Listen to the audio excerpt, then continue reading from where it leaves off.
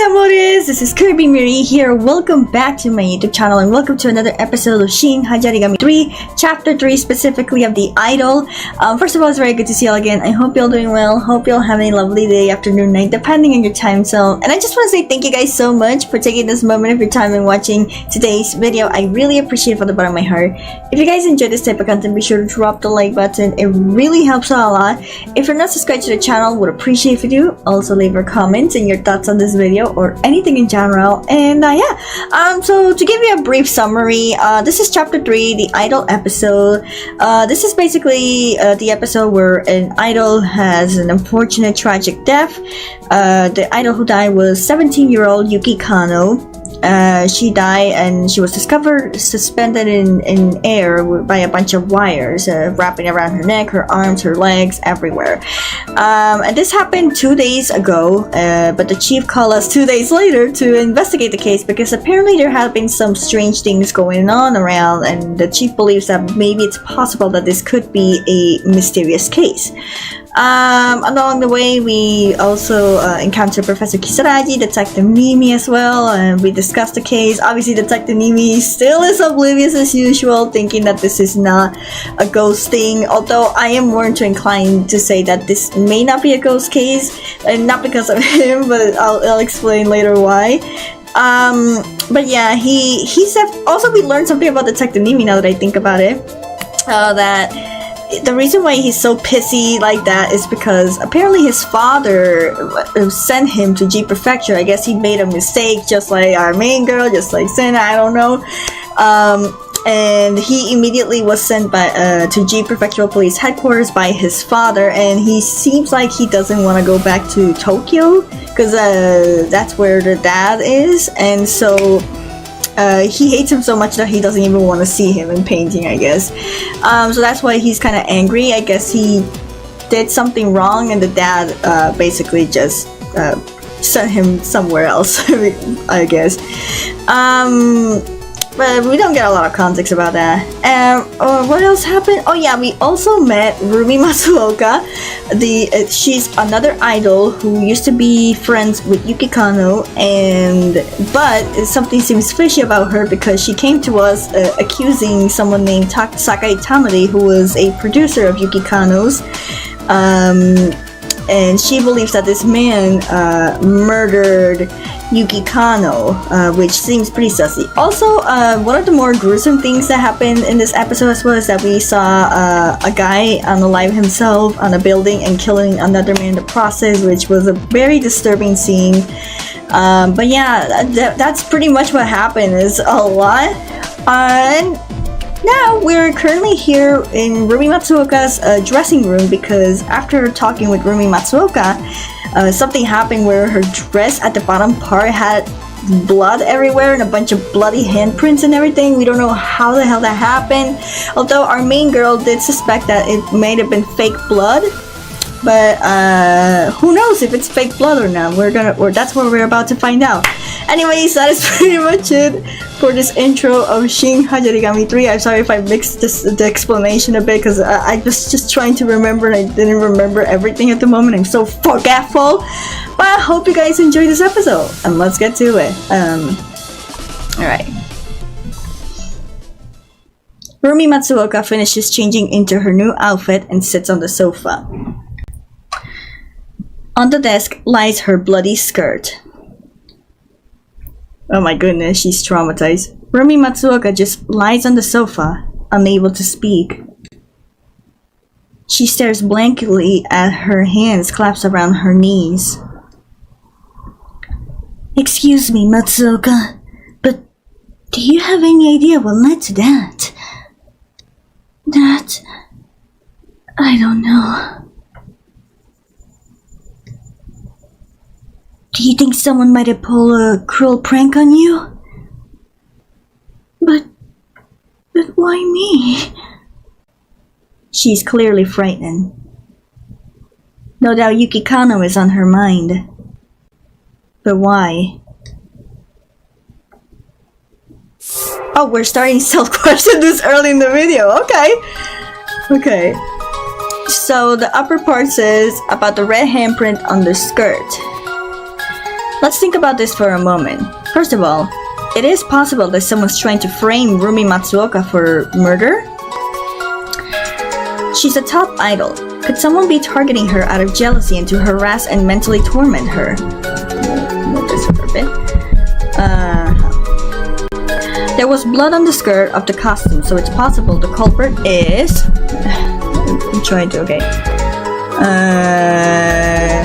The first one says someone who works at the dressing room or props manager. The first one. If you think about it logically, a person who works at the dressing room would be suspicious. Just have the blood stain on the outfit beforehand. That's all it takes. But did no one notice this while she was wearing the outfit? So the handprints were on the dress while we were talking this whole time? That's ridiculous. We need to consider this issue further. But still, why did they do this? I feel like someone's deliberately sending a message with those bloody handprints. Does someone want to accuse Rumi Matsuoka of murdering Yuki Kano? If that's the case, is it really necessary to go through all this trouble? Maybe they can't make a fuss about it publicly. It's possible that such a person orders staff to do this. If so, what I can think of is... Did you be right? The SAKAE TAMADE. Oh, good grief. SAKAE TAMADE comes to mind. Rumi Matsuoka suspects the producer to be the culprit. Conversely, it's possible that SAKAE TAMADE might be suspecting Rumi Matsuoka himself. Yeah, because they were the ones who found Yuki Kano when she died. Although the producer found her first and then Rumi Matsuoka came in. But basically they came in at the same time, so of course it would cause suspicions amongst them. However, if he acts openly, there's no telling what will happen. If that's the case, then perhaps he's trying to refute the allegations by getting back at Rumi Matsuoka. Also, as a producer, it's probably not impossible to order the staff around and do as he wish. But could it be possible that the spirit of Yuki Kano showed up and did this to her? I don't really think that's the case, but we are Tokuso, so we must consider all possibilities. The program Professor Kisaragi showed us was a faint apparition of Yuki Kano pointing at Rumi Matsuoka. That might be because... So there are two options. To claim that Rumi Matsuoka is the culprit, that Rumi Matsuoka is being targeted. The second option... was the spirit of Yuki Kano telling us that Rumi Matsuoka's life is in danger? In fact, Rumi Matsuoka is a well-known top idol, so she probably has a lot of enemies. It may be possible that Yuki Kano knows that Rumi Matsuoka is being targeted by someone and is trying to warn us about. However, if that was the case, then there's no point in leaving the bloody handprints on the dress. Or perhaps the spirit of Yuki Kano and this incident are not even related at all. Rather, if the spirit knew about it, they would have pointed the finger at the person who's targeting Rumi Matsuoka. Let's assume for a moment that Yuki Kano harbors some kind of grudge against Rumi Matsuoka. It would be hard to explain this if she has good intentions. I do wonder what Rumi Matsuoka's motives is in this case. Okay, so we got the conclusion. Jealousy towards Yuki Kano, hatred towards Yuki Kano. Jealousy, pretty much. It's possible she's just jealous towards Yuki Kano. As she herself said, some idols don't want to lose their positions as top idols, so it's possible jealousy is involved here. It wouldn't be surprising if this jealousy would have ultimately led to Yuki's death.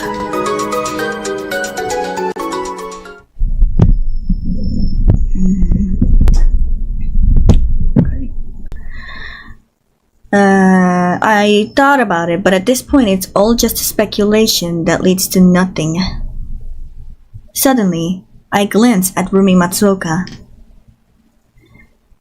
She looks exactly like a victim, pale face and shaken in fear, with her eyes lowered, body trembling, looking frightened.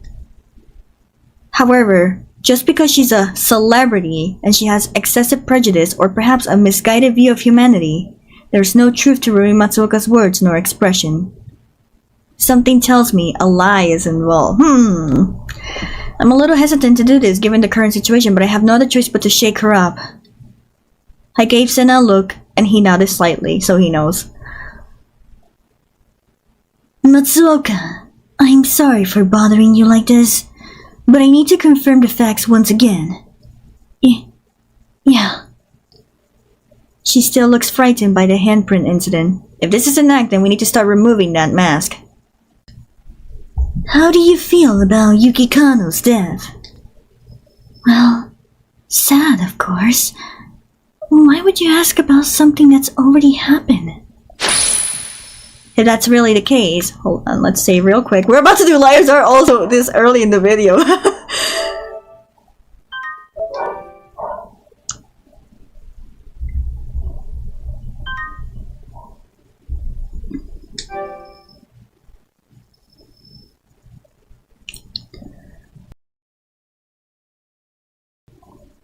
Also, I do want to clarify that this type of liars are that I'm about to do now, I am going to fail. And it's not because I'm a dumbass. It's not because anything else you want to think. It's intentional on the game's part because it's part of the story. Because in this story, there's this part where basically our main character feels a bit hopeless because she's unable to get through these people with liars art because they easily evade her and everything, and so she kind of even gets a bit depressed. Our main girl gets a bit depressed because her liars art is not working or anything like that, and basically that's also the reason why I didn't use the chapitas back when we were gonna ask the chief director if we were an organization or not, because the chapitas are only gonna be used on the official final liars art of this episode. So yeah, I'm going to be failing on this. Like I said, it's not because I'm a dumbass or because I'm doing it intentionally. This is part of the game in general. So yeah, anyways, we're gonna start with the liars art. Let's go.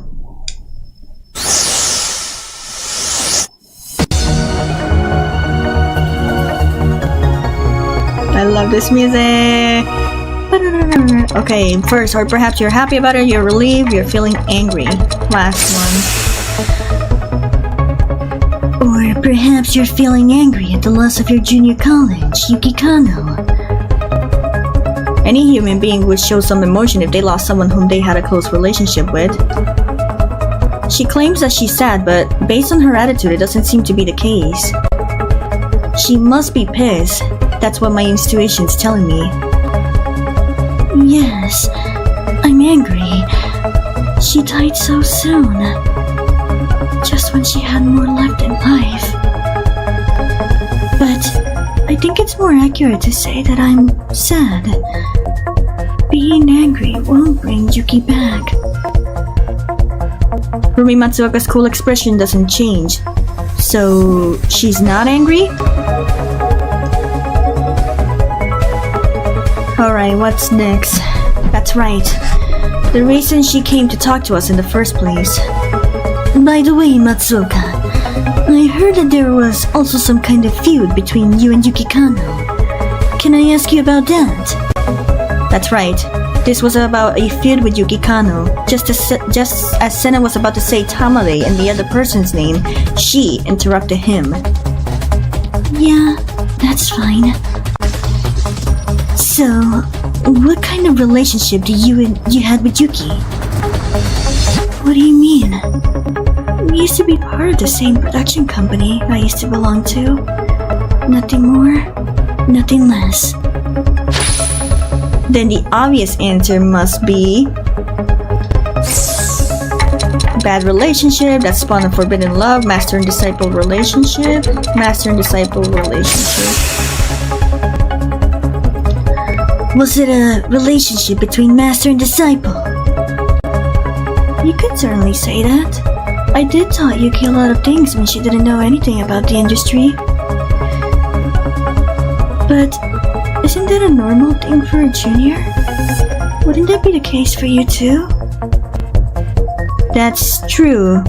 Maybe I should try asking her a question that would upset her a bit more. If that's the case, then what kind of conflict did you and Yuki Kano had? Well, since we're both idols and share the same popularity, I decided to make up a feud between us. Make up a feud? So there's no bad blood between them? Huh. In fact, wasn't that the reason you guys almost mentioned my name? To be precise, she interrupted Sena before he could even speak, so her true intentions are unclear. So, there were no disputes between you two at all? Yeah. If there was, I wouldn't have approached you in the first place. I guess so, but... Okay. What about people like Tamade? The red entrants were made by Yuki Kano. You could have also said that to disrupt the investigation. What about the other people? Say, Tamade? That guy? That's right. RUMI Matsuoka has a deep hatred for SAKAE Tamade. What if she decided to kill Yuki Kano not because of her, but because of her hatred for the producer Tamade? That makes sense. I can't help but think that's the case. That it was none other than she herself who told us earlier that even ordinary people who pretend to be your friend could potentially kill someone. Well, since we work in the same industry, I'd be lying if I say that we didn't have our bad moments. However, I don't know if it's something that can be called a feud. The reason why I hate him so much now is because he thinks I killed Yuki. Oh, exactly as we suspect in the sub-question. Well, maybe that could be considered a feud. I hope that answers your question. It feels like she's being honest, but at the same time, I don't know if I can trust her. Honestly, that's not the answer I was looking for. She's playing it too safe and giving meaningless responses to my liar's art. So yeah, it's intentional that we lose this part by on purpose. And don't worry, because normally on Liar's Art, if you fail on Liar's Art, you get a game over. In this one, you fail and it's part of the story, so don't worry about that. Is that everything you wanted to ask? I do have to get back to work.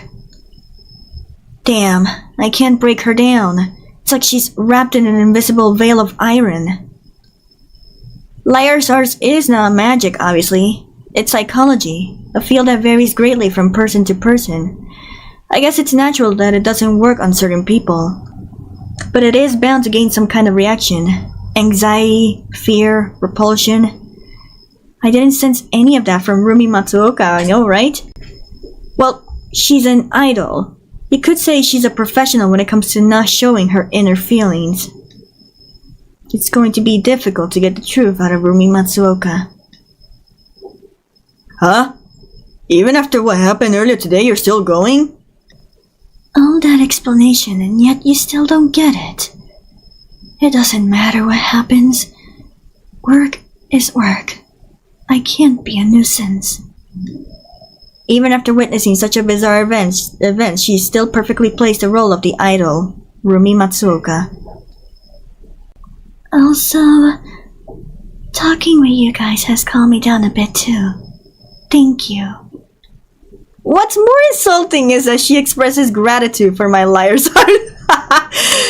She's a true professional. I guess the dark side of being an idol isn't something that comes off that easily. Alright, Matsuoka. We'll take the skirt and let you know any updates regarding it. Of course. Nice meeting you. I pick up the skirt from the desk and we both leave the dressing room.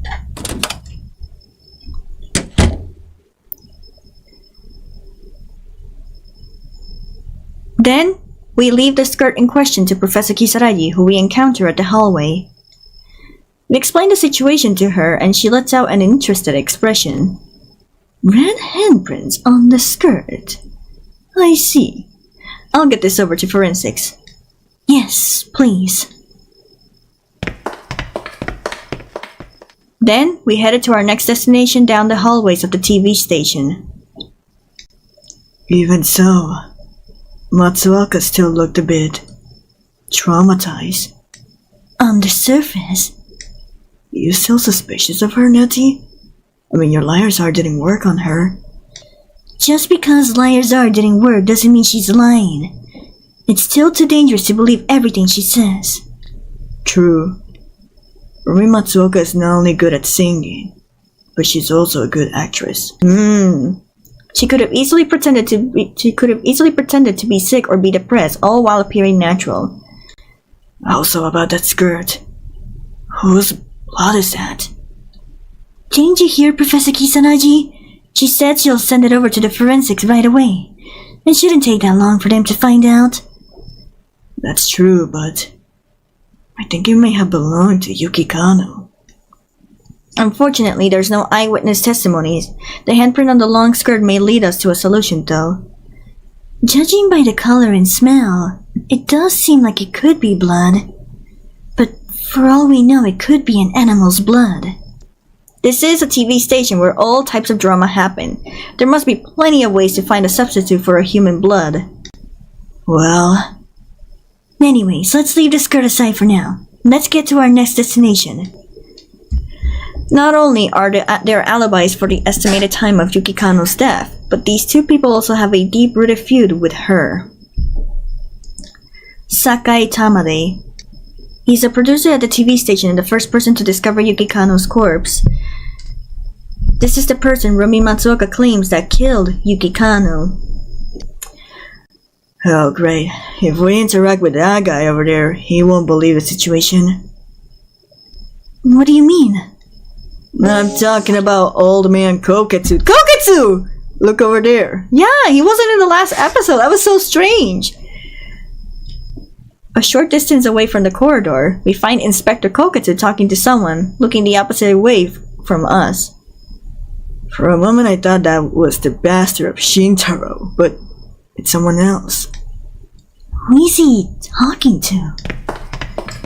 The closer we were getting to where KOUKETSU's at, the louder the conversation was getting. Oh my god, it's that guy from the one who was saying such harsh words to the people who went alive. Oh my god. Wow, still, it's amazing to see the legendary detective in a place like this. Ah, that guy. A familiar chubby middle-aged man stands in front of Inspector KOUKETSU. He's the guy from the unaliving incident earlier, the one who said, "Idiot." Who the hell is that guy? I'm getting a bad vibe out of this. The rumors have been going around for a long time, detective. I've always wanted to meet you. I've never thought my wish would come true so soon. The man speaks in an ostentatious manner as if his meeting with KOUKETSU was fate. Detective Masami KOUKETSU, born here in G Prefecture. The elites of G Prefectural Police.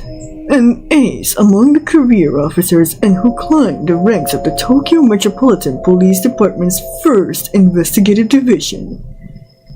But you got expelled because you caused trouble, right? Ooh, I'm aware of that. Of how you used to be so violent against suspects. Oh my god. Particularly gun violence? What? Oh my god, no.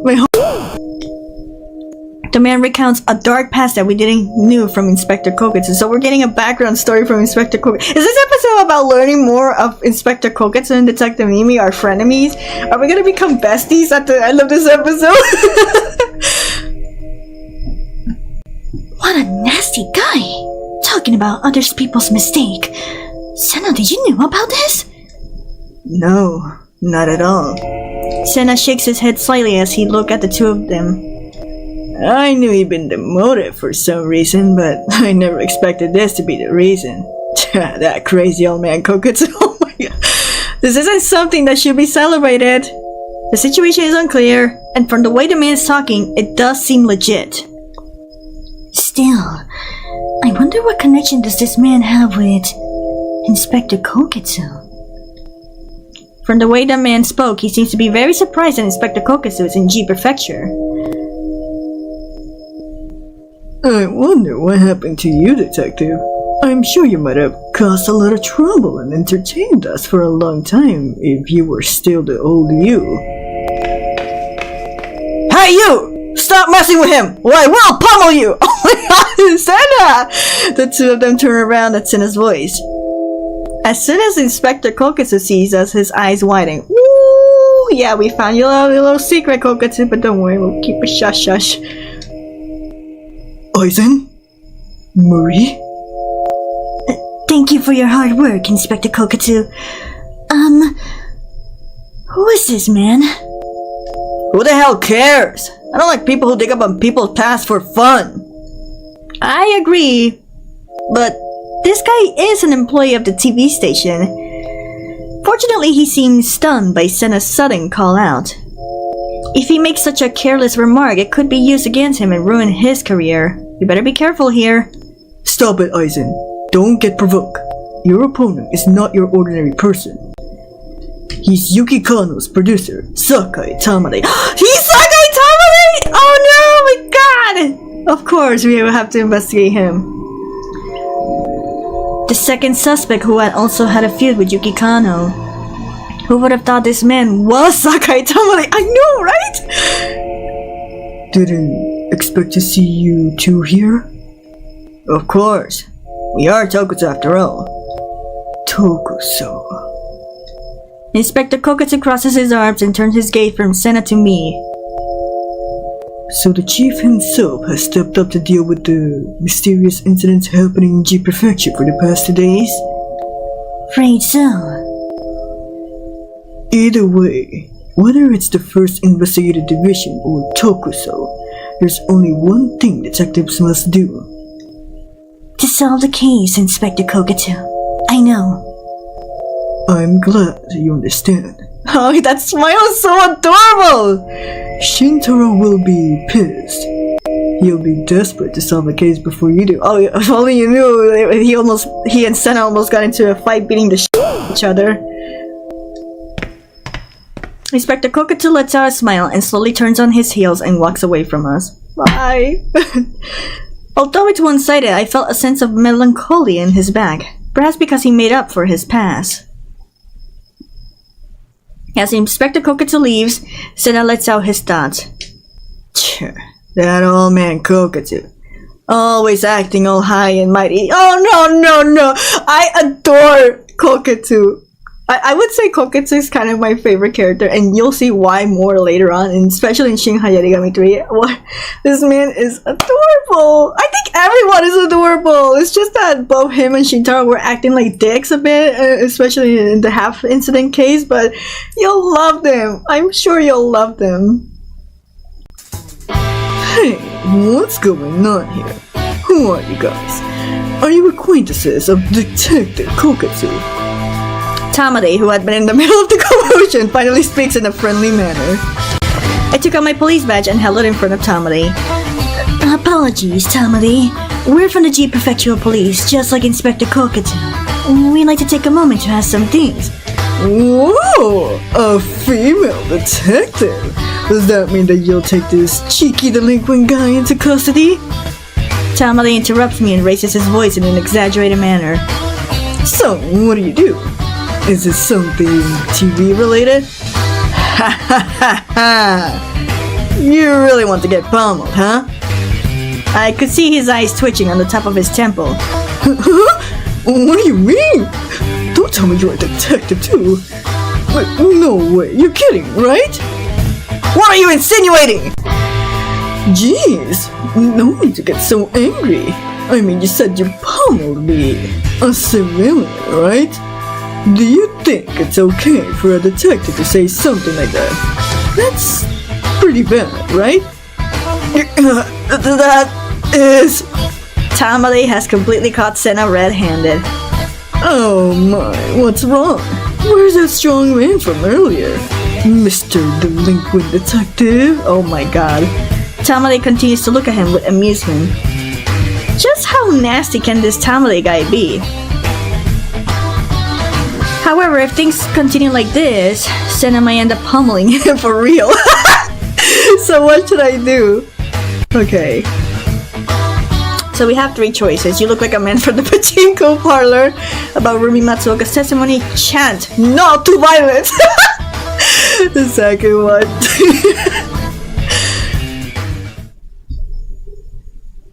We just met and spoke with Rumi Matsuoka.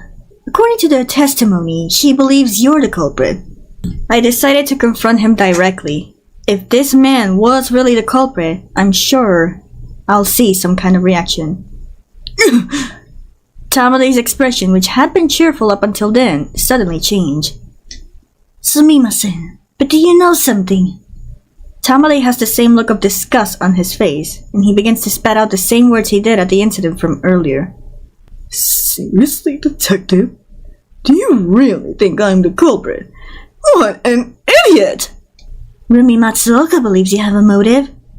I think has her a guess of what she said. But let me tell you, detective. If I had a motive, then Rumi Matsuoka herself has a bigger motive! Tamade looks serious. He must have wanted to say this for a while now. However, if Rumi Matsuoka really is the culprit... One second. Let's open this next docu. More choices. Okay. Because Rumi Matsuoka was jealous of Yuki Kano, because Rumi Matsuoka is afraid of Yuki Kano, because Rumi Matsuoka was a fan of the first one. And that motive is, say for example, Rumi Matsuoka being jealous of Yuki Kano. Oh, that's right. Oh, that woman. Tamade's lips trembled with hatred. Can you give us more specific details? Before Rumi Matsuoka went independent, the two of them were in the same production company. She's the one who noticed Yuki's talents early on. Rumi Matsuoka did mention acknowledging that Yuki had a talent and potential. That woman was so jealous that she took the role of senior too far and acted harsh towards Yuki. But Yuki was a good-natured and serious girl. She never went against what Rumi said. By the way, the fact is, this guy was Yuki Kano's adoptive father as well, so it's like... He's such a jerk and had such a lovely daughter in that sense. Oh my god.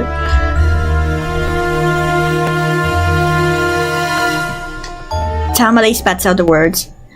I remember what Rumi Matsuoka had said when she was lecturing Sena. The entertainment world is not an easy place. Behind the scenes is a world of people trying to take down others. It's true that woman reigns supreme in the idol world, but that's not the only in the moment. She suddenly got even more afraid of Yuki Kano's sudden rise. Before going independent, she was in the same production as Yuki Kano, right? And yet she was resentful of her junior's popularity? This woman, Rumi Matsuoka, far from welcoming an idol from her hometown, was actually trying to push her down. So the lesson that was taught to Sena also applies to herself. But Yuki still loved her. She even showed her the lyrics of her new song. So Rumi Matsuoka knows the lyrics to Yuki Kano's new song. Yuki Kano's death is linked with the lyrics of her new song. In other words, if she knew about the lyrics of the song beforehand, then Rumi Matsuoka could possibly be the culprit. Yuki had consulted with Rumi Matsuoka about the new song as well. That means she knows the contents. Yes, I'm sure she does. And when she heard Yuki's song, she must have been convinced that if this kept up, she will lose to Yuki, that this song should never be released. Understand this, detective. Rumi Matsuoka killed Yuki just to protect her own image! I'm guessing there's a feud between these two. But losing one's status as a popular can also be a motive for murder in this industry, and also his reason seems more convincing than Matsuoka's, unfortunately. It seems that what is considered common sense in the entertainment industry is quite different from common sense in the general public. What the Suddenly, a playful ringtone starts to play, seeming to express his personality. What the have there? A Star Wars ringtone? Sumimasen. Tamade pulls out his cell phone out of his pocket and holds it up without even looking at the screen. Hi. This is Tamade here, and we're fully booked. We're great sales and offering great deals. He acts like he's doing a live mic performance, almost like a pachinko parlor employee. Tamade falls on his ass and drops the electrical device, looking quite shocked. He stares at the phone he dropped, trembling, but doesn't make any effort in picking it up. Tamade! What's wrong? Tamade's lips were trembling as he points with his trembling fingers at the phone. Tamade doesn't seem to be joking around. The phone? Although it's faint, it sounds like a woman's voice on the other end. Sumimasen. I excuse myself and pick up the phone and slowly hold it closer to my ear. Suddenly, Yo,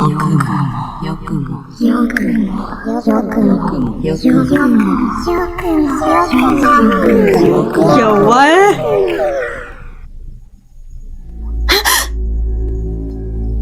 A voice of resentment seems to be rising from the depths of the darkness. Looking at Tamade's expression, it's easy to guess who it may belong to. I check the display, but it says anonymous. Hey, Natty. What's wrong? Listen to this. I hand Sena the phone, and when he placed it on his ears, he frowned. His expression was a mixture of disgust and fear. It sounds broken. Sena offers the phone back to Tamade, who's still weak-willed but remains frightened and refuses to accept it. Seriously, come on. I'm trying to be nice this time, old man. Sena forces her phone back into Tamade's pocket. That voice just now. It didn't sound like a normal voice. Perhaps it was processed. It's hard to believe that this is a call from the spirit of Yuki Kano. I'm not even sure if Yuki Kano would sound like that. She's a 17-year-old. The words it was saying was, "How dare you?" It's possible that he killed her, betrayed her, tricked her. Killed her. How dare you kill me? As soon as he hears me say that, Tamade lets out a loud scream, his face distorted. He looks so pitiful and unsightly. It's hard to believe he's the same person who behaves so arrogantly. Hey, what's going on here, Tamade? Why are you getting a call like this? Is it possible that the one who killed Yuki Kano? Wait a minute! I didn't do anything, I swear! You didn't do anything? That's right! But why me? I want to know why! Tamade looks extremely distraught. The caller was anonymous and the voice seems edited, though I can't rule out that it's a prank. And for all we know, he could be the one pranking us too. It's not Matsuoka, it could be both of them in either way. Either way, it's a call of an idol who's supposed to be dead. Is someone pretending to be dead, or...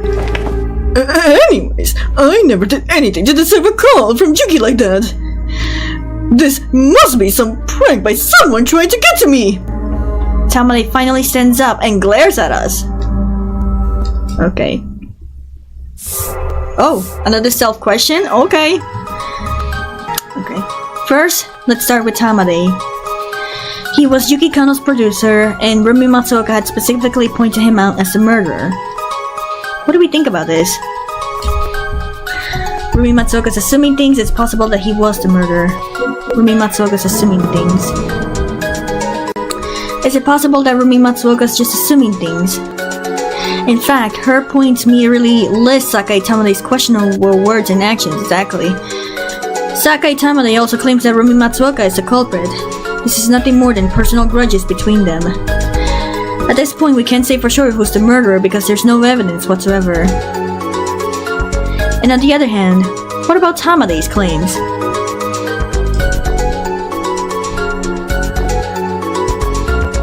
Rumi Matsuoka is a possible suspect. It's unlikely that Rumi Matsuoka is the culprit. It's unlikely. No, it's unlikely that Rumi Matsuoka is the culprit. Of course, that doesn't mean she has any intentions. There are some suspicious aspects to her. However, I sense something like dignity and pride from Rumi Matsuoka as a top idol. Her haughty behavior probably comes from that. On the other hand, this man, SAKAE Tamade, brought up Inspector KOUKETSU's past, provoked SENA, and has a frivolous attitude. He can't be trusted. Of course, I have no intentions of assuming he's the culprit, not without concrete evidence, but we should remain vigilant. So she's suspecting Tamade in this case. So let's briefly summarize the phenomenon that just happened. That phone call. It sounded edited, but the voice was probably Yuki Kano. However, rather than assuming that a dead person called, it would be more natural to assume that someone from some time ago called pretending to be her. So who could possibly be? Pretty simple! Rumi Matsuoka! Although it could also be self-written by Tamade, but it's Rumi Matsuoka. It's pretty obvious. It's possible it was Rumi Matsuoka. Earlier, Rumi Matsuoka had been persistently spreading the idea that SAKAE Tamade is the culprit. If that's the case, then she must be doing some kind of manipulation and pretending to be Yuki Kano and give the impression that SAKAE Tamade is the culprit. We could also think of it that way. But hypothetically, what if that really was Yuki Kano? I don't believe in the existence of spirits, but it's also something we must consider as possible. If that's the case, the purpose of this is revenge on SAKAE Tamade. There's something she wants to tell Tamade. Pretty much revenge. Is it possible this is revenge towards SAKAE Tamade? The voice said, "How dare you," and not in a positive way. Rather, it sounds like it was carrying resentment. It's possible that SAKAE Tamade murdered Yuki Kano, or was at least an accomplice to it.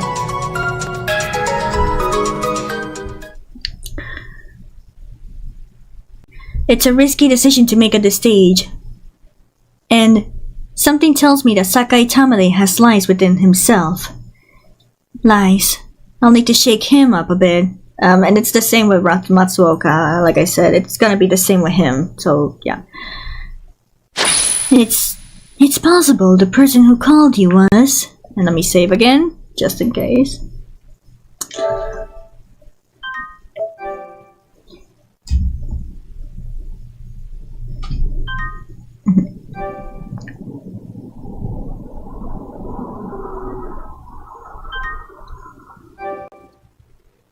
Okay. Lions out again!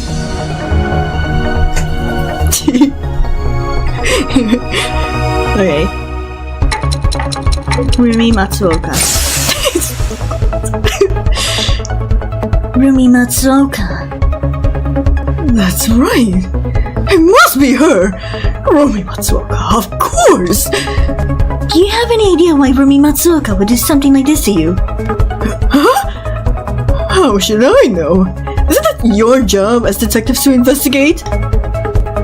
It seems he's more calm now, or perhaps he's guessed my intentions, but Tamade's calm as he replies. I assumed that by poking around with this, I might have gotten something, but it doesn't seem like he's just living in an entertainment industry full of lies. Tamade, regarding your relationship with Yuki Kano. Did you date? Did you get along well? I heard there was some feud. I heard there was some feud over the lyrics. That's right. We did have a little argument.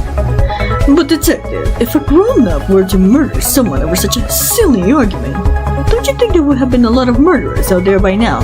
That's true.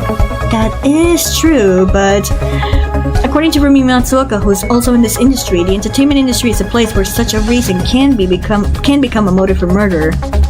It's certainly a silly motive for murder, but it's something we need to consider as a possibility.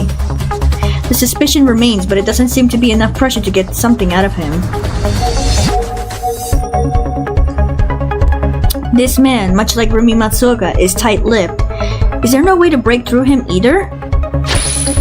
Earlier, he asked Inspector KOUKETSU if he was going to entertain them.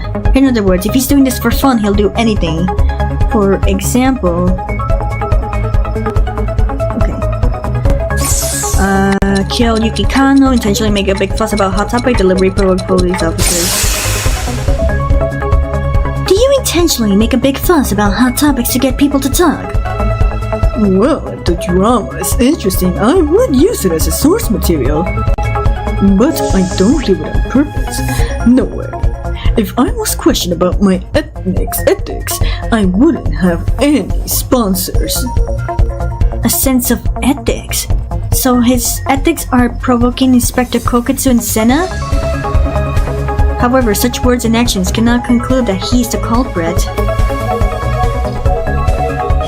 And it's over.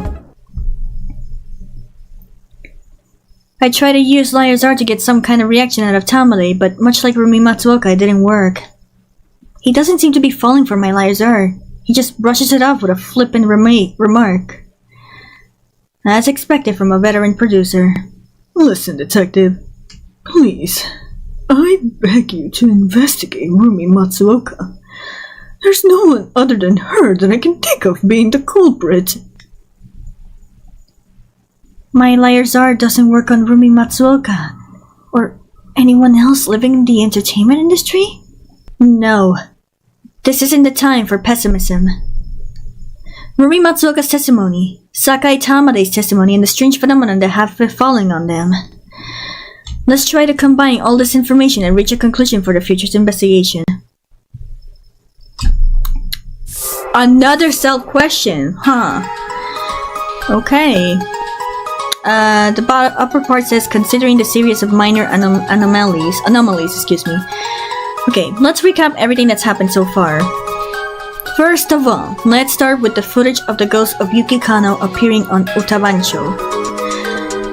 Also, I don't know if this is the part where we chose the scientific or occult path. I'm not sure yet. I think it's this part. I'm not sure.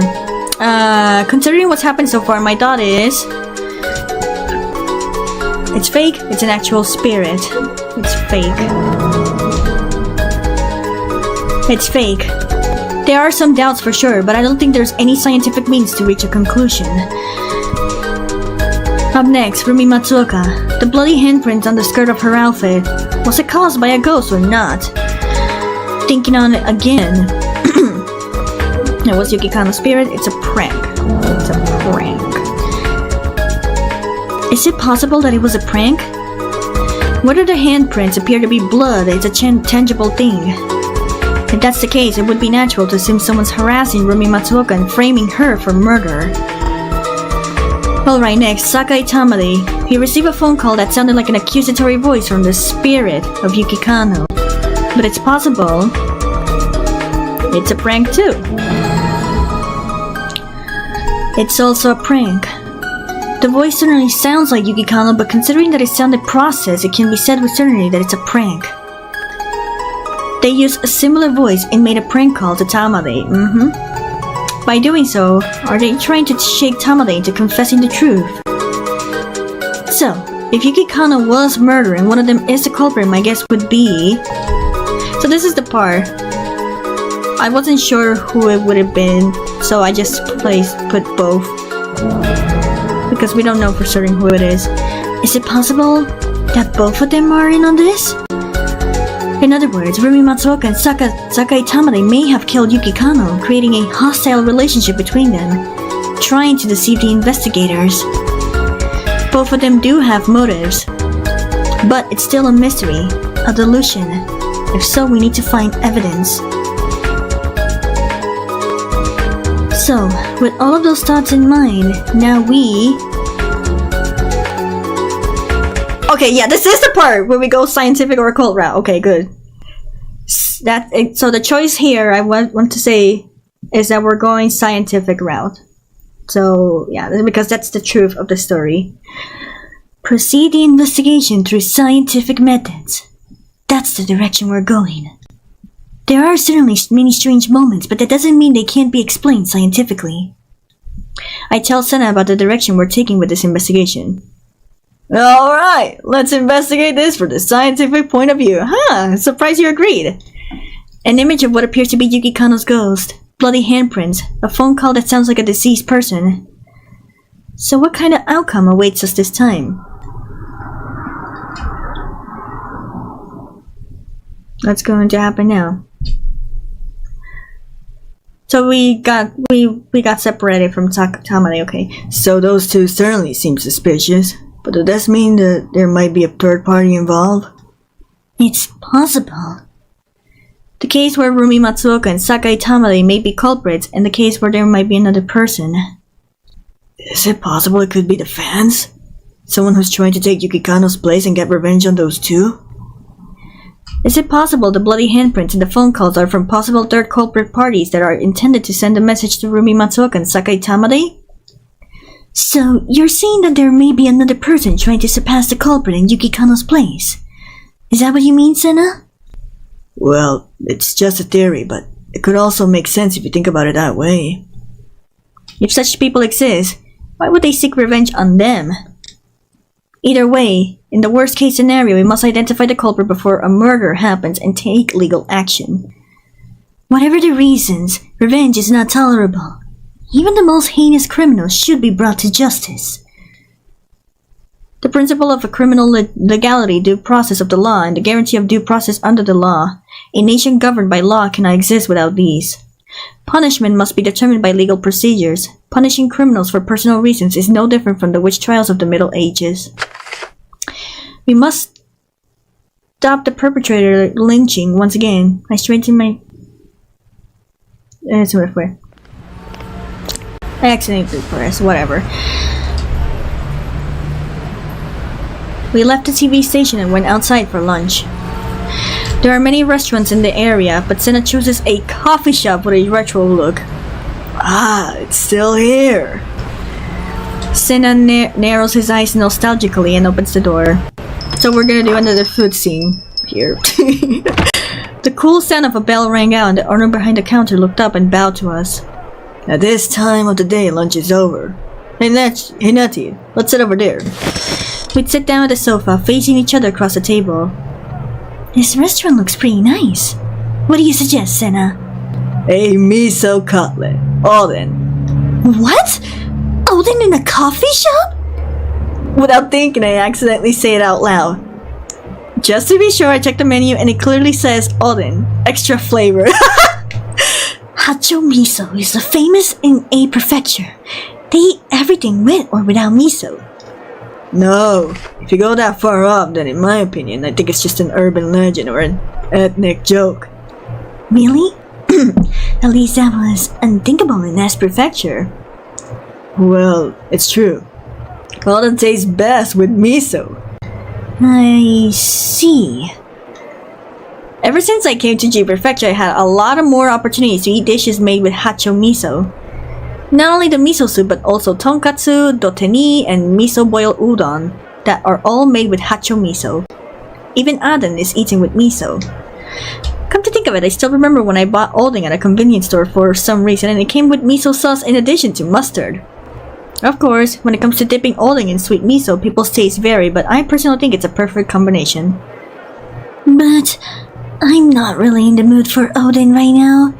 I'll have a miso sausage sandwich and coffee instead. Wow, Natty. Wow, Natty's a small eater.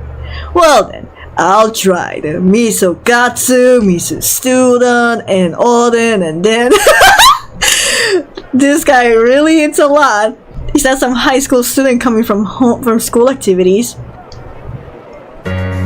Ooh, comida!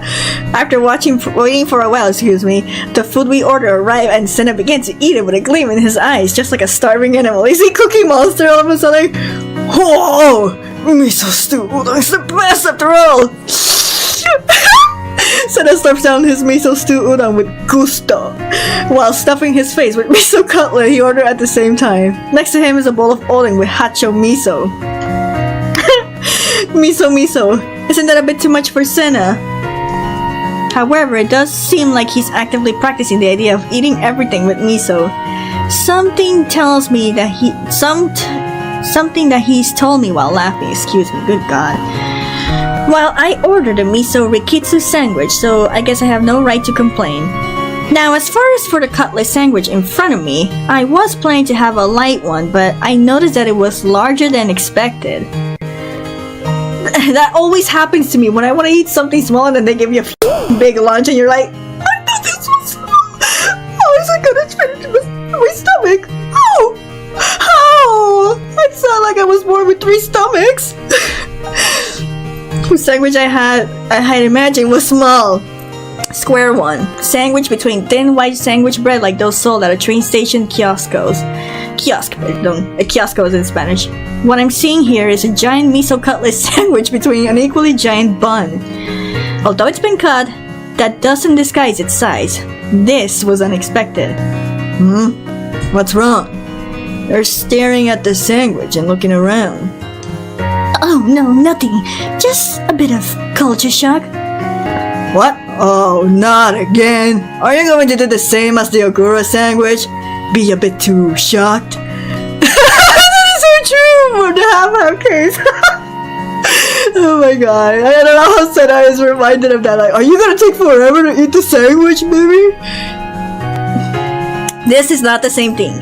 If you order a sandwich like this, expecting it to be in some way, but then get something else, anyone would be shocked. That is totally me! That is totally me in that part!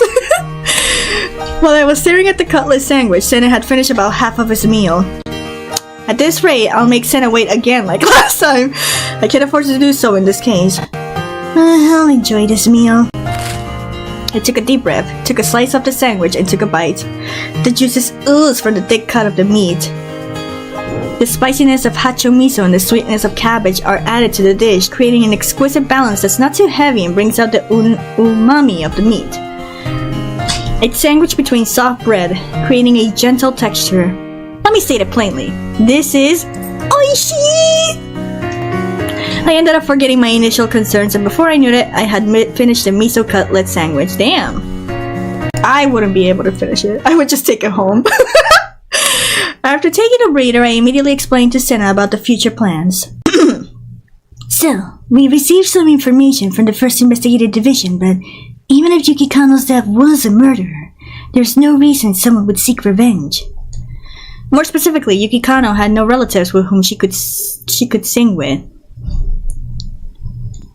Yeah, she didn't have a boyfriend, or a childhood friend, or a best friend either. She was completely alone in this world. Alone in this world? If so, then who's to avenge her?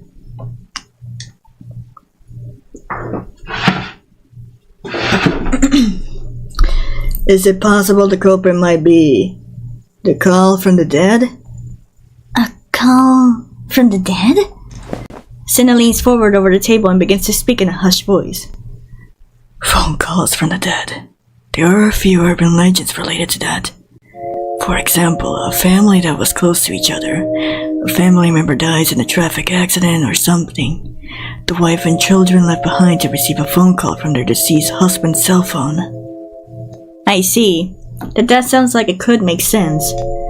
Just recently there was an accident in which a commuter train and a freight train collided.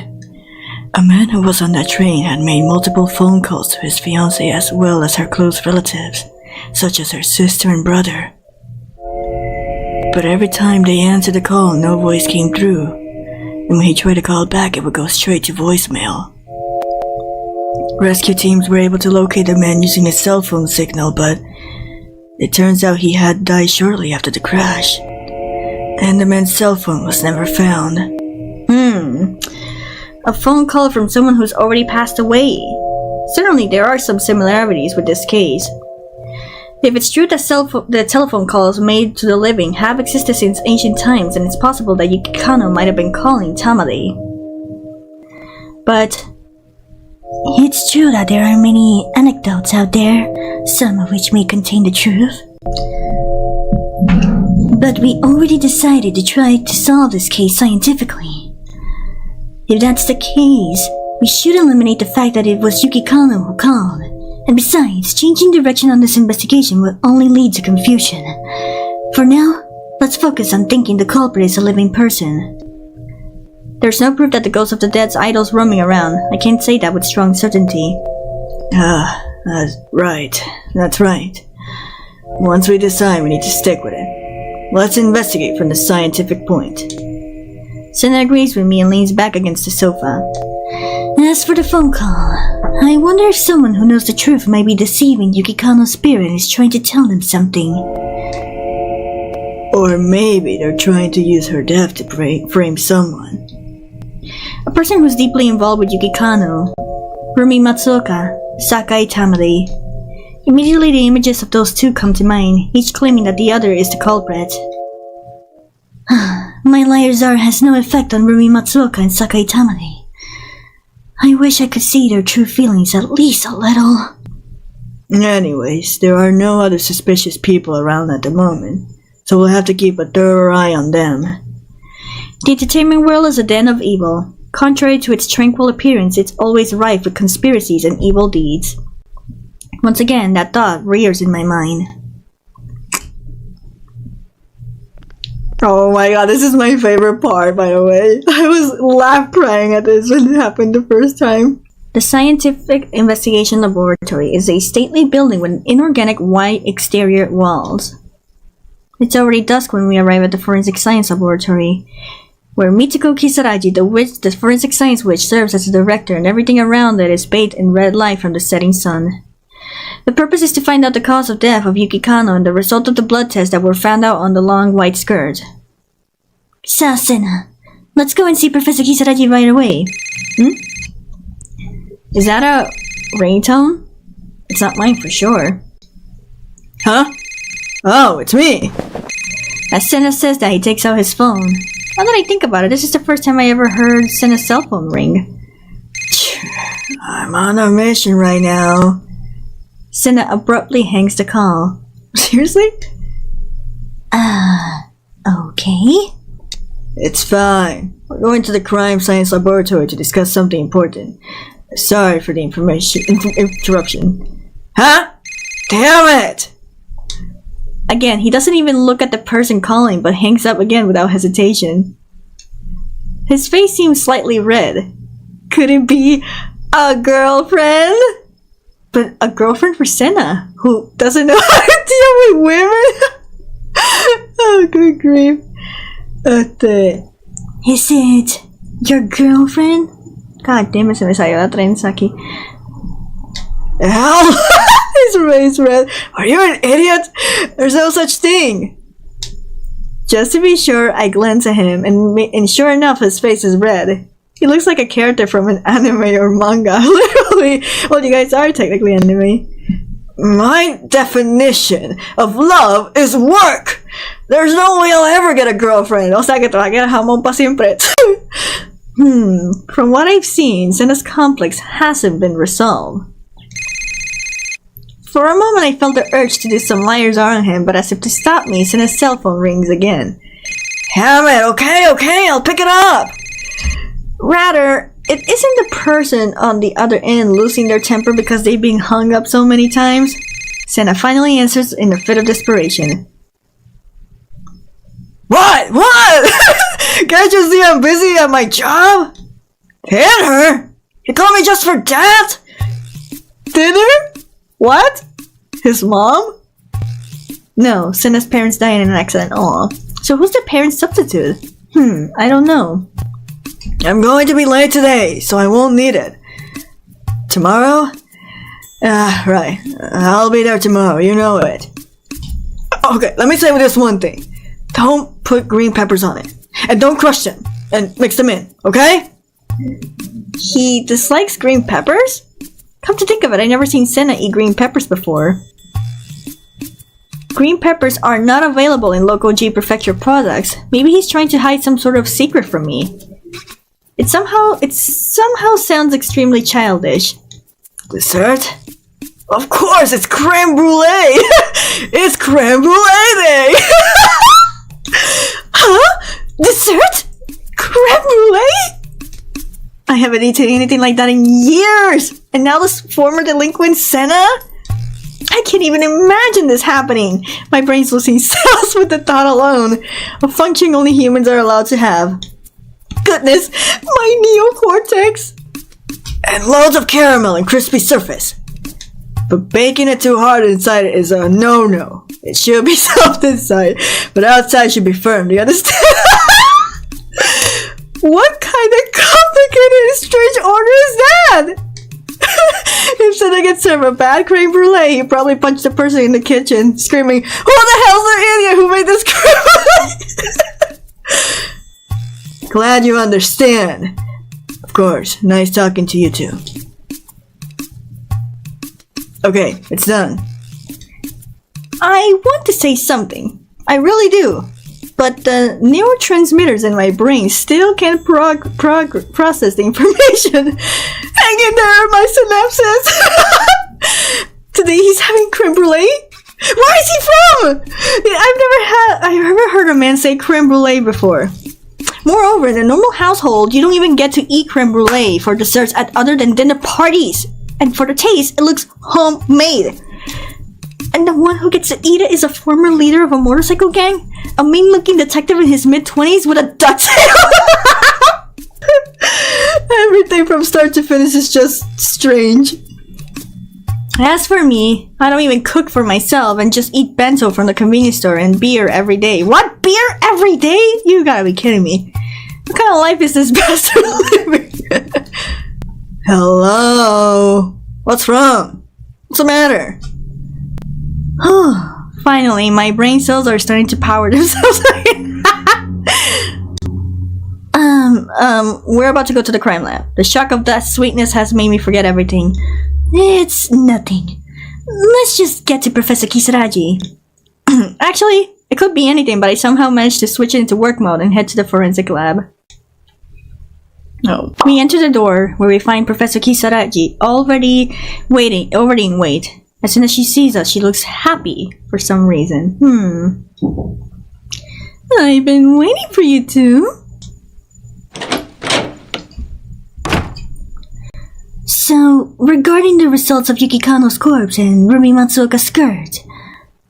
First, let's start with Yuki Kano. Her death is still unknown. Accident, unaliving, death, everything's possible. Hell? No progress at all? That's right. Professor Kisaragi seems to be in a good mood, but the investigation seems a dead end and no progress. Why is she... I let out a small sigh, regaining my composure and asked Professor Kisaragi. Professor Kisaragi, there are all sorts of possibilities for Yuki Kano's death. Accident, unaliving, murder. Could you please tell us about your thoughts on this from the scientific perspective? That's a really interesting path you've chosen. Professor Kisaragi's smile grows deeper and deeper. First, the studio where Yuki Kano died. No body, no hair prints. No body, hair, nor fingerprints other than hers were found. The studio's constantly being cleaned up on a regular basis. Come to think of it, there were no users in the exit records either. That's right. There was no one there between the completion of the promotional video and Yuki Kano's incident. I kinda have an idea what it is, but I'll explain that later on to not spoil it immediately. Oh, come to think of it, you said that earlier. That Yuki Kano had come alone to practice for the promotional shoot. According to Professor Kisaragi and other people involved, the rehearsal was scheduled for the morning of the same day as the actual performance. In other words, the day of the incident, Yuki Kano's personal checkup. In the photos you showed us, the costume and makeup she was wearing when she was first discovered looked just like the real thing. Apparently, she didn't want to get the costume she was going to wear for the actual show dirty, so she used a similar dress instead. Anyways, it seems that Yuki Kano herself went there. She had worked as an AD for a while. That was her experience as a ground worker. So there were no reservations for the studio, and no one was there. Which leads to believe that no one was involved in the incident until she was discovered. Alright, so this murder is only a trickery. They did say one thing, that the studio was in lock, so it wasn't a secret room. SENA'S excitement quickly fades. Professor Kisaragi, if you did any personal checkups, did Yuki Kano use the camera? Yes, the video and audio from the camera were preserved. It was Yuki Kano who was on the camera, but there was a lot of noise. Can we watch it here? Of course. Professor Kisaragi nods and starts playing the video on the portable television. On the screen, Yuki Kano dressed in costume is on stage, checking her positions and choreography. The image becomes distorted from this point onwards. Something strange happens to the video, which has been going smoothly up until that point. From an instant, a noise ran across the entire image, and Yuki Kano, who had been moving smoothly and beautifully across the stage, suddenly came to a halt, ignoring physical inertia. Oh my god. I gotta cover this up again. Not only that, but you guys can see the eyes. One is up and the other is down. It's not too notable, but if you take a closer look, you can really see it. That is creepy as hell. Yuki Kano's face is fixed at a starting high in the air, gazing expressionlessly into the camera as if in an inset image. And just as the arms and legs were flailing about like a poorly made marionette, dancing madly and repeatedly. Wait, seriously? That wasn't intentional? If it was intentional, that would mean Yuki Kano might have telekinetic powers. And about the strange noise on the screen. As she says that, Professor Kisaragi turned up the volume on the TV. The microphone seems to be picking up something. As she says that, a breathing sound like hoo can be heard. The studio's microphones are not wind shielded, so some noise can be picked up. However, Yuki Kano is away from the stand microphone, and the structure means that it's impossible for the air conditioning to have a direct effect. Perhaps out of concern for us, who were finding ourselves stunned by the unexpected and shocking images, the teacher quickly turned up the image on the TV. I mean, who the f would not be disturbed by that? The footage is currently under analysis, but there are no signs of deliberate editing. What do you think about this, Professor Kisaragi? Her response is a simple shrug. It could have been an accident, unaliving, murder. It's difficult because all things aren't possible. Well then, tell us about all the possibilities. Well, first of all, if it was an accident, it's a fatal accident caused by misoperation or malfunction of the stage equipment. No one had any intention of it happening, so it's considered an unforeseen accident. A mistake. An accident. Yuki Kano's actions led to her own death. Next, murder. There are countless possibilities. However, if you consider the issue of records of people leaving the room, it might be easier to carry out if we think of it as the work of an inside rather than an outsider. Looks like the prime suspects are RUMI, MATSUOKA, and SAKAE TAMADE. At this stage, both of them are strong suspects of Yuki Kano's case. If you're a producer or a top idol, it would be easy for people to come and go from the studio. Is it possible that a fanatic may be the culprit? Maybe they targeted her at the moment when she was shining beautifully like that and stopped her? Oh, Sena, you're surprisingly romantic. But Yuki Kano's divine appearance at the end was certainly of an angel. An angel of God. However, if that's the case, the record of people leaving the room is questionable. If it's an outsider, that would mean the culprit somehow falsified the record of people leaving the room at the same time of the crime. Is it unrealistic? Although it is not impossible, the priority is the close relationship. If it was unaliving, then perhaps it was an attempt to preserve the most shining period of her life forever. If it was unaliving, could that be the reason? But then another question arises. I'll try to convey my theories to Professor Kisaragi and Sena. Man, we've been getting a lot of cell questions today. Okay, so the upper part says, regarding the possibility of Yuki Kano unaliving herself.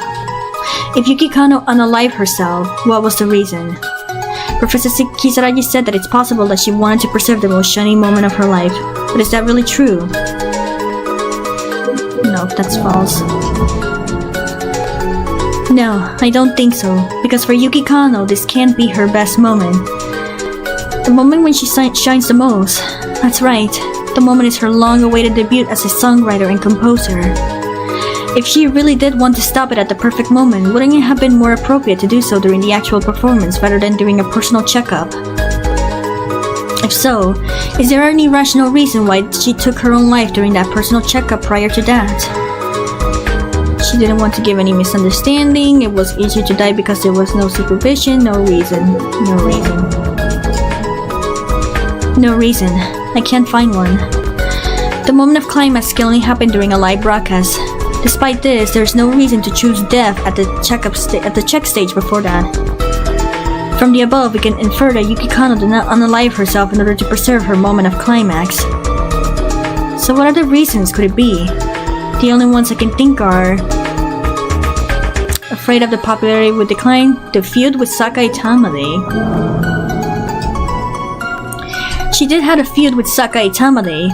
Could it be possible that this feud caused her to consider unaliving herself? SAKAE Tamade was her benefactor. In fact, most cases she never went against his wishes. However, this time there was a difference of opinion over the lyrics. This left an unbearable pain for the innocent Yuki Kanno. The moment for unaliving is plausible. However, if we assume she unalived herself, another problem emerges, and that is it hasn't been witnessed. There is no unaliving note. There's no unaliving note. That's right. There's no unaliving note, and most of the basic facts are missing. Of course, it is possible for someone to unalive themselves without writing an unaliving note. That absence of an unaliving note does not immediately deny that it was unaliving. However, it is hard to imagine that Yuki Kanno did not consider the impact she would have on those around her when she unalived herself. She respected stats and fans, so she left this world without sending them a message? Is it possible that she was in such a difficult position that she couldn't do that? But if that was the case, then such a grid would have been seen.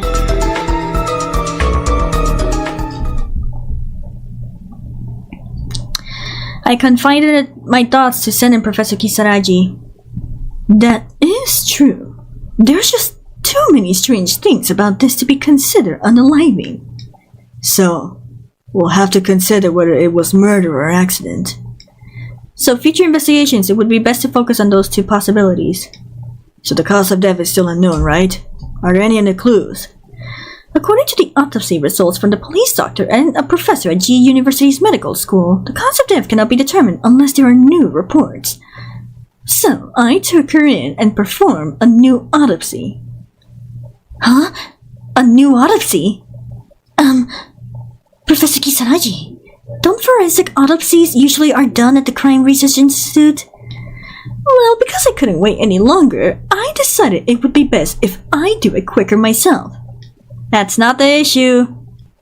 What do you mean, Natty? She's the witch of the crime lab. Performing a forensic autopsy is a piece of cake for her.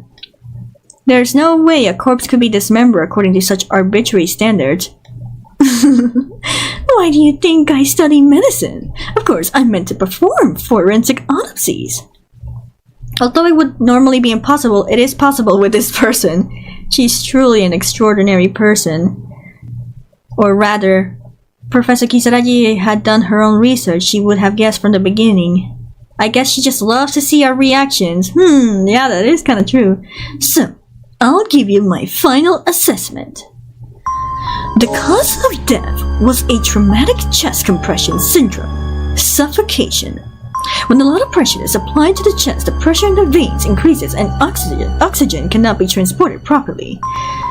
Ultimately, death occurs due to the loss of consciousness and hypoxemia. Suffocation, huh? That would mean her chest was compressed in some way while she was still suspended in the air. Oh yeah. What about RUMI Matsuoka's skirt? The red headprints. Was it blood after all? That's right. If it's blood, that's fine, but if it's not, then it would be such an elaborate blood replica. There should be limited ways to obtain it. This should prove a strong clue as to identifying the perpetrator. The authentication result of RUMI Matsuoka's white long skirt. It was ink. Huh? Ink? You're kidding! Who would be foolish enough to do that? It's just ink. Nothing special.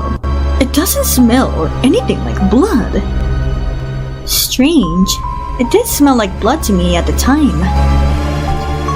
No matter what, if it's so bent that it's hard to tell the difference between blood and ink.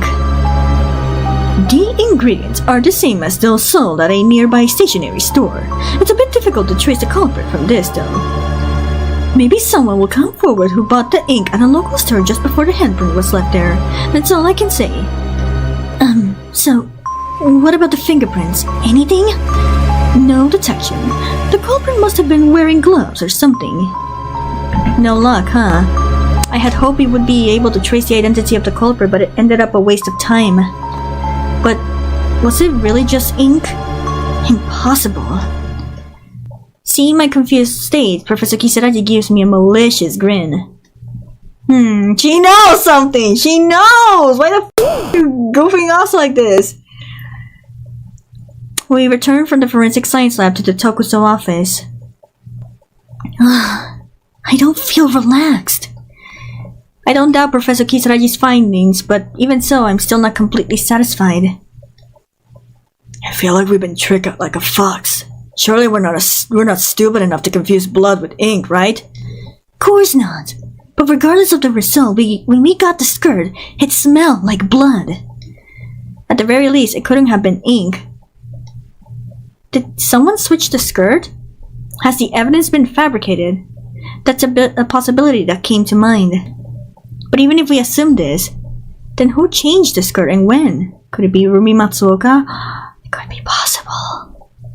I immediately handed the bloody skirt to Professor Kisaragi. There's no way they could have managed the feat of slipping the skirt under the radar of Professor Kisaragi and the forensic team. Could it be that they erased the blood itself and replaced it with ink? No, that's unrealistic. It's unrealistic to completely erase the blood stains on the skirt. Even if it were possible to wipe it off completely, it would not be enough to fool modern scientific investigation. If such a thing were possible, it would no longer be the work of humans. Was it a really good idea to investigate this scientifically? I said it so depressingly. Huh? What are you going on now, Natty? You were the one who claimed that choosing the scientific approach was the best way. That there's no way the spirit of Yuki Kano is walking around. True, but... Don't beat yourself up over this. I believe in you.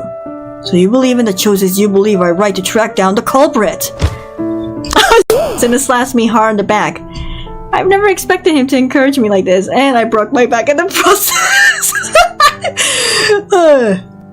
There's a living culprit in this case, and I don't know who it is or what it is, but all I know is that they're tricking us.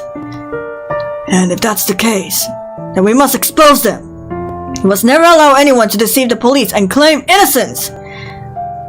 That's right. We must not give in to the criminal. We're detectives after all. Thank you, Sena. I won't hesitate anymore. Ah, that's my partner. We met each other's gaze and laughed. Huh? Strange. This phone doesn't ring often. With a wry smile, I pick up the receiver. Yes, this is Tokuso. Hello, Chief. How are you? Regarding the case of Yuki Kano, could you please provide the details as much as possible about what happened so far? Strange. With the lady in the trench coat case and the half-half serial murder case, the Chief never intervened unnecessarily. And yet he demands that we report this particular incident detail? What on earth is going on? Well, it's not strange. In fact, that's how a boss should act, and it is our obligation to report to him. The truth behind Yuki Kano's death still remains a mystery. During that time, we encountered two people we believe to be the main suspects. Producer SAKAE Tamade and idol RUMI Matsuoka. Wait, what? The chief director's acting strange. What's wrong with him? Chief? No, please, continue. Right. I'll continue. We've also believed that both RUMI Matsuoka and SAKAE Tamade are both pointing each other out as the culprit. There's no solid evidence, though, and in the midst of this, some mysterious things have happened to both of them. What mysterious things? Bloody handprints appear on RUMI Matsuoka's skirts, and a phone call pretending to be Yuki Kano to get to SAKAE Tamade. What? Huh? is falling on board Rumi Matsuoka! Not her, please! We must protect Rumi at all costs! Protect Rumi? What is this guy going on about? Wait, he's a fan of Yuki Kano, even though he denies it, which means... Sumimasen, Honbucho, but are you also a fan of Rumi Matsuoka? I asked cautiously. Don't be silly, Marie! What are you talking about? I, the head of the department, am supposed to be a member of Rumi Matsuoka's official fan club! Heart-pounding! Huh? Heart pounding? I never said that. It's not even a figure of speech, rather it's a level that makes you wonder if he wants to assert that he is a fan of Rumi Matsuoka. Let me speak with Aizen. Yeah, of course. Why did he suddenly ask to speak with Sena? I wasn't sure, but I took the receiver off my ear, holding it towards Sena. Sena, the chief wants to speak with you. What? Me? This is the first time Sena... Well, no, not technically. The second time Sena would speak with the chief. Don't know. Come on, hurry up. I shoved the receiver at the confused Sena. Look at that face! Moshi Mosh. Aizen. Hi. A special mission? Of course he would trick Sena like that. I frowned at the words that came out of Sena's mouth. A special mission sounds pompous. Could it be the story of two men bonding? I'm kinda jealous. Haha, got it! What the hell? After responding with great enthusiasm, Sena hangs the call without even letting me take over. Hey Sena, what's this special mission? Well, we've been sent to be Rumi Matsuoka bodyguards tonight. Huh? Bodyguards? Did he say bodyguards? That's the special mission? Man, being part of Tokus is amazing! I've been a detective for a few years now, but I never thought we'd be able to do an SP type of job. SP? As in security police? Is that what the chief director assigned us to? Whoa, calm down! Isn't protecting idols the job of a security guard? No, before that, we weren't SP. God, I can't keep up with this. First of all, SP refers to police officers specializing in guarding important national figures. Only police officers who are deemed suitable to be SPs and survive rigorous training and fierce competition can be SPs. At times, they will fight against attackers, and they're not afraid to become shield. Not just metaphorically, which is why the department is loved for its members. As for the essential targets of protection, these include the Prime Minister, important members of major political parties with few exceptions, and important people visiting Japan from various countries. In summary, only important people in the state are protected. No matter how nationalistic it may be, she's not included in the list of people to be protected. I see. Now I understand why he has to speak with Sena, because he can easily manipulate him with the word life expectancy. That has to be it. However, even if I try to explain to Sena, who's excited about this special mission, he probably wouldn't listen.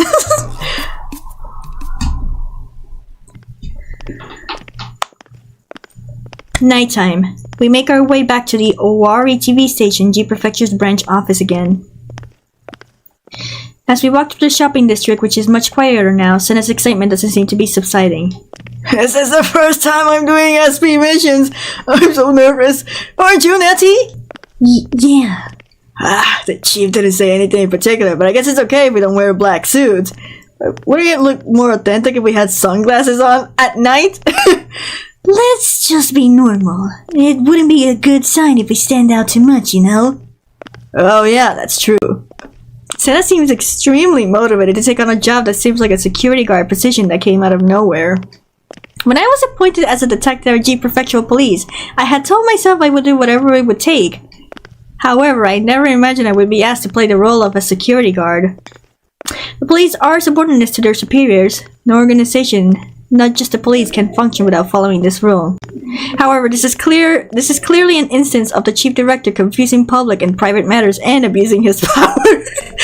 What's the matter, Natty? You look kinda gloomy. If you keep acting like this, you won't be able to protect Rumi Matsuoka. Come on, let's get you motivated. That being said, I'm not completely unmotivated either, regardless of the chief director's motivation. Rumi Matsuoka's bodyguards. Even if the chief director's orders is personal to him, he's determined to carry out his duties as the head of the team because he's found meaning in sticking us closer to her. To figure out if RUMI Matsuoka is the culprit or a victim who's being framed. Either way, she still needs someone to protect her.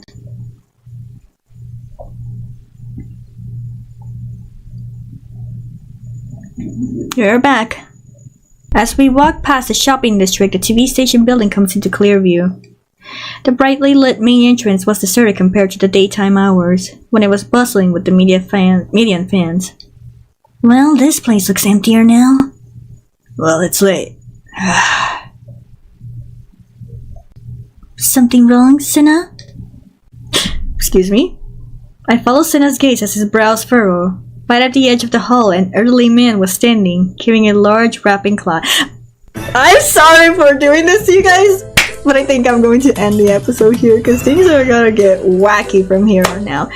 So as much as I would like to continue this episode, I am going to be ending this one here. But thank you guys so much for watching this episode. If you really did enjoy it, drop the like button. It really helps out a lot. If you're not subscribed to the channel, would appreciate if you do. Also leave your comments and your thoughts on this video or anything in general. And yeah, that is pretty much it for this episode. I love you all. Appreciate you.